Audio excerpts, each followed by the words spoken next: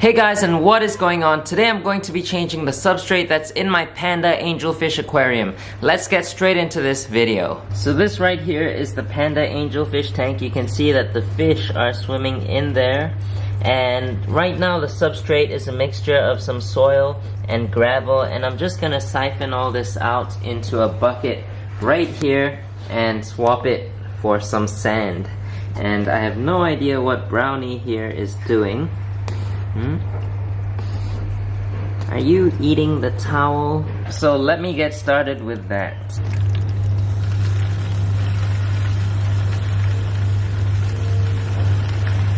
Alright, as you guys can see, the tank is really cloudy right now. I've taken the rocks and the plants out of this tank. You can see them right here. And now all I have to do is just remove the last remaining bits of gravel and then do a quick water change. Now as I've got all the gravel removed, I'll fill the tank up using my RODI water and add the sand in at the same time.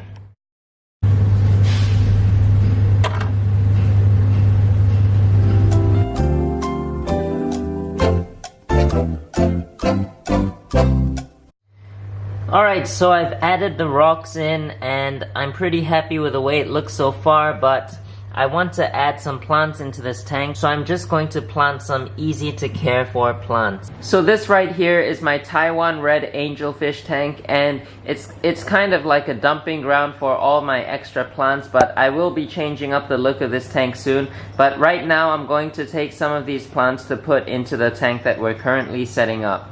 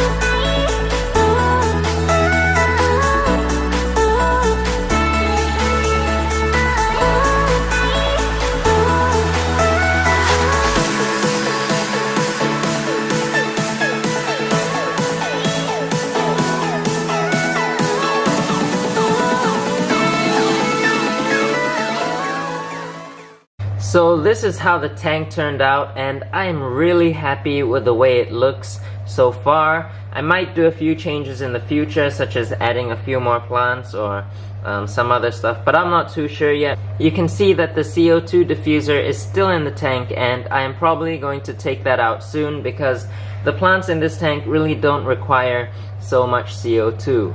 The filter that I'm using for this tank is just the hang-on back filter. It's the same thing that I was using before. I've hung the lights on top of the tank using some cable ties just to give the water a little bit of a shimmering effect, which I am really liking.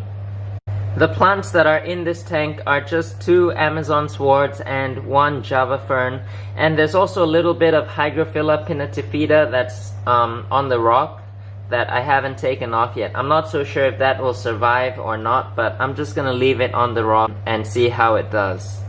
I've also added in some twigs to give the tank a little bit more detail, and I got these twigs from JZX Aquarium. I made a video on their shop a few months ago, so you can go and check that out if you'd like. So I was thinking of getting some Corydoras for this tank. I'm not so sure what species of Corys to get yet. You can leave your suggestions down below, but I know a good place to go hunting for some Corys, so I'm really excited about that.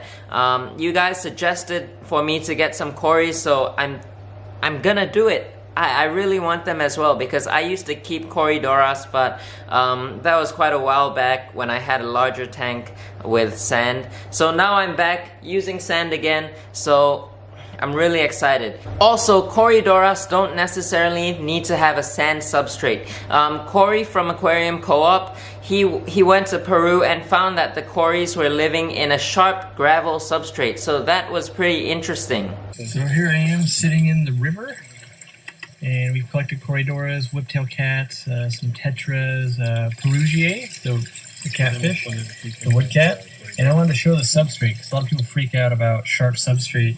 the Corridoras. This right here is, pretty sharp. It definitely leaves marks. And the pH here is about 6.5. KDS was 9 when we tested it. Yeah, there's some that are very small. Yeah, I just thought it would be cool to show the actual substrate where we're finding these fish, because I think everyone assumes they can only live on sand. Yeah, so just like what Corey just said, I'm definitely one of those people who are afraid to keep Corridoras in a gravel bottom, but they should be alright. I just prefer to keep them in a sand substrate just so that I can watch them sift through the sand and hunt for food, because I find that really interesting. So that's all I have for you in this video today. If you liked it, make sure you give a thumbs up, and if you're new here, make sure you hit that red subscribe button down below. Go subscribe to Corey from Aquarium Co-op if you're not already subscribed. I don't know what you're doing if you're not already subscribed to him, but I'll see you next time.